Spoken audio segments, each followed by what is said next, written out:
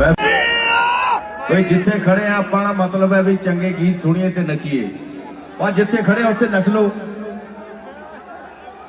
बोली उत्ते बोली मुंडा